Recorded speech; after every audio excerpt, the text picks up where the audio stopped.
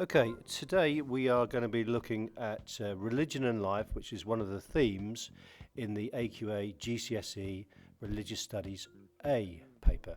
Now, unfortunately, Mr. A can't be with us today, but we have Miss Boutel with us. Hooray! She is actually quite a lot better than Mr. A, but don't tell him that, please. Anyhow, moving on swiftly.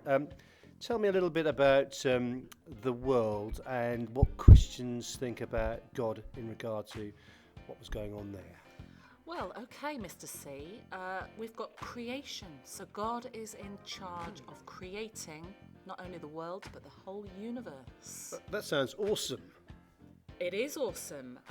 Awesome is another of our words. If you look at the beautiful view, well, not this view, but a beautiful view of trees and flowers. If you look at a beautiful cathedral, if you look at a gorgeous sunset, it will fill you with awe. It is awesome.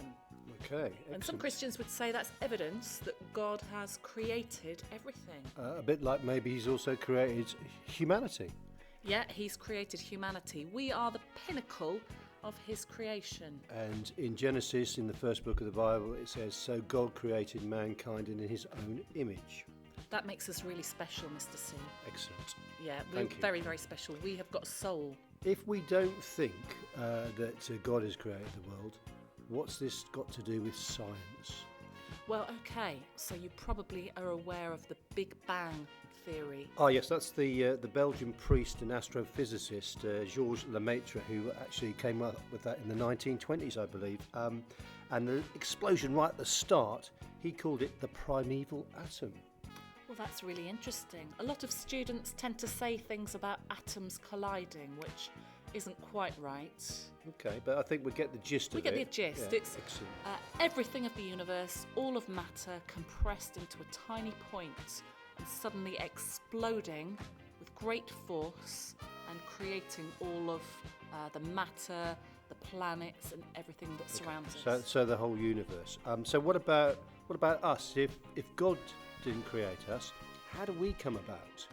Well, here we come on to Charles Darwin. So Charles came up with his evolution theory, and this says that actually we were slime to begin with. So we were just Okay. single-celled creatures, and then we became a bit more complicated.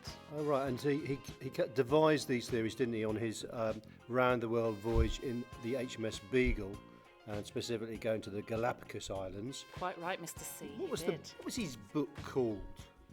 It was called On the Origins of the Species, and it was in 1859.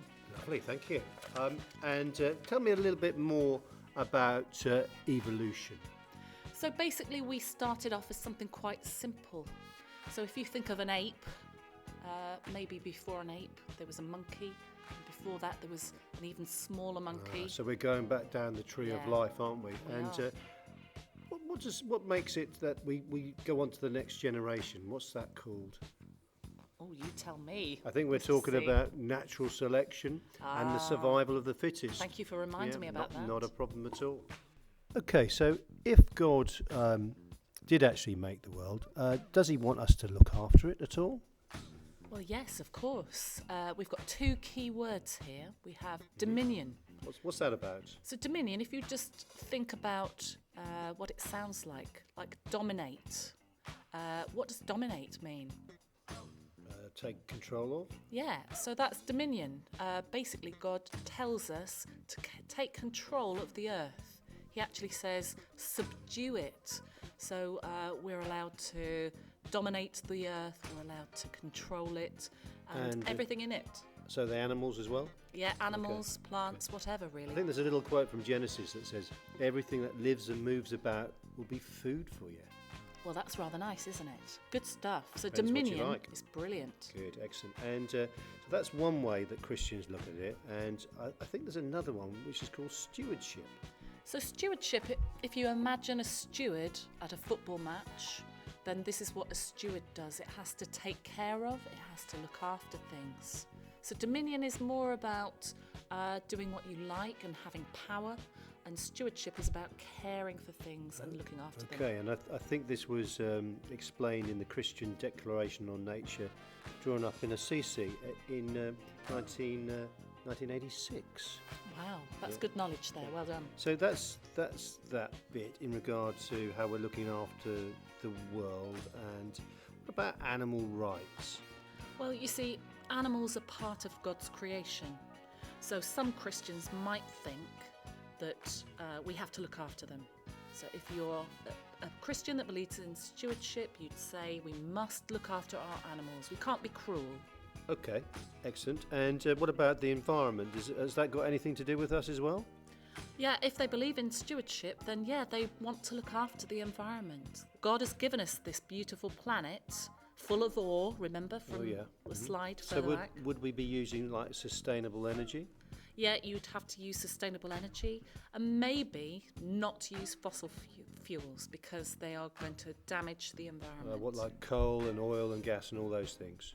Yeah, they're non-renewables, they're bad for the environment, so we should be looking at doing something that is more sustainable. Like solar and wind, that sort of thing. Okay, Yeah. that sounds good to me. What's the Christian response to pollution? What would Jesus have said about it? Well, Jesus would have said, you've got to look after the environment. But he didn't say that in so many words. Okay. What's this parable of the talents? How could we use that? So parable of the talents is where Jesus says he's given us a certain amount. We have to look after it and make it increase in size. Okay, so we have to sort of nurture it, don't we? We have to nurture it. We have to look after it for future generations. We'll get rewarded for doing that, which is always a nice thing. And what sort of reward? Cream cakes? If you insist.